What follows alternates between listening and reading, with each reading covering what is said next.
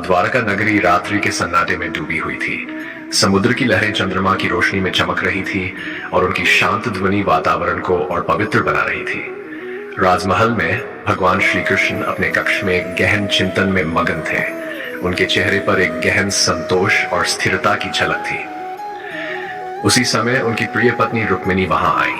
उनके चेहरे पर एक मीठी मुस्कान थी, लेकिन उनकी आंखों में एक प्रश्न झलक रहा था। प्रभु, रुक्मिणी ने धीमे स्वर में कहा, आपके जीवन की महान लीलाओं में महिलाओं की भूमिका अत्यंत महत्वपूर्ण रही है। क्या आपने कभी इस पर विचार किया है कि आपके साथ रहने वाली महिलाओं ने आपकी लीलाओं को कैसे सार्थक बनाया? श्री कृष्ण ने मुस्कुराते हुए उत्तर दिया, रुक्मिणी, मेरे जीवन की हर लीला में महिलाओं ने एक अद्वितीय भूमिका निभाई है। चाहे वह राधा का प्रेम हो, द्रौपदी का विश्वास, सुभद्रा का धैर्य या तुम्हारा समर्पण, हर एक ने मुझे सशक्त बनाया है। श्री कृष्ण ने रुक्मिणी को अपने बचपन के दिनों की याद दिलाई।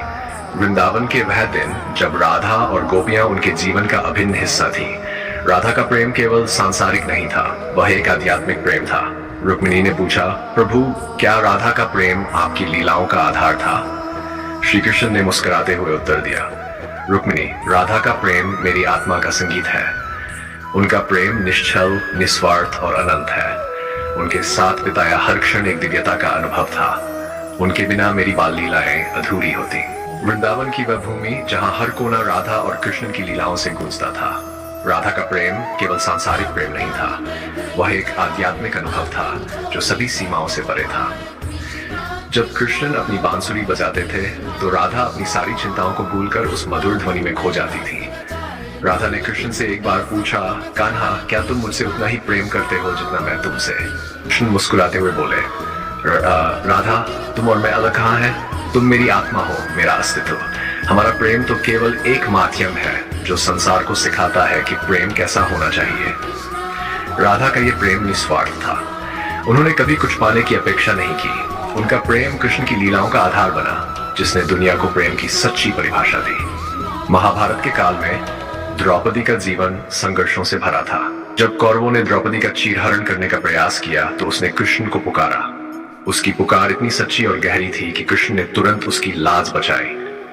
द्रौपदी ने कृष्ण से कहा, हे माधव, आपने मेरी लाज बचाई, लेकिन मेरा विश्वास और भी गहरा हो गया। क्या आप सदा मेरे साथ रहेंगे?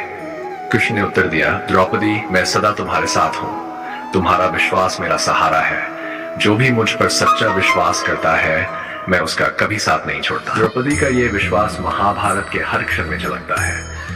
कृष्ण ने उसे सिखाया कि जीवन में हर संघर्ष का सामना धैर्य और विश्वास से करना चाहिए। सुभद्रा, जो कृष्ण की बहन और अर्जुन की पत्नी थी, ने हमेशा अपने जीवन में धैर्य और समझदारी का परिचय दिया। जब अर्जुन ने सुभद्रा का हरण किया तो सुभद्रा ने कृष्ण पर पूरा भरोसा रखा। उन्होंने कृष्ण से कहा, भैया, क्या ये निर्णय सही है? कृष्ण ने मुस्कुराते हुए कहा, सुभद्रा, कभी कभी प्रेम के मार्ग पर साहस दिखाना पड़ता है। अर्जुन का प्रेम सच्चा है और सच्चे प्रेम में हमेशा विजय होती है। सुभद्रा ने अपने जीवन में हर परिस्थिति को धैर्य और समझदारी से संभाला। वह एक ऐसी महिला थी जिन्होंने अपने परिवार और प्रेम दोनों के बीच संतुलन बनाए रखा। रुक्मिणी, जो श्री कृष्ण की पहली पत्नी थी, उनका प्रेम और समर्पण अद्वितीय था। जब रुक्मिणी ने कृष्ण को अपना पति बनाने का संकल्प लिया तो उन्होंने हर चुनौती का सामना किया। उन्होंने कृष्ण को एक प्रेम पत्र लिखा जिसमें उन्होंने अपने दिल की भावनाएं व्यक्त की। कृष्ण ने रुक्मिणी से कहा, तुम्हारा प्रेम और समर्पण मेरे जीवन का आधार है। तुम्हारे बिना मैं अधूरा हूं।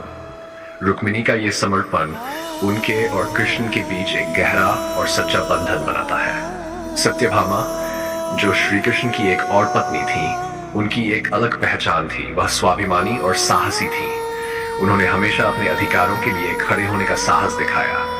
एक बार सत्यभामा ने कृष्ण से पूछा, स्वामी, क्या मैं आपके लिए महत्वपूर्ण हूं? कृष्ण ने हंसते हुए कहा, सत्यभामा, तुम्हारा स्वाभिमान तुम्हारी सबसे बड़ी ताकत है। तुमने मुझे सिखाया है कि प्रेम में स्वाभिमान भी आवश्यक है। श्री कृष्ण ने अपने जीवन में हर महिला से कुछ न कुछ सीखा।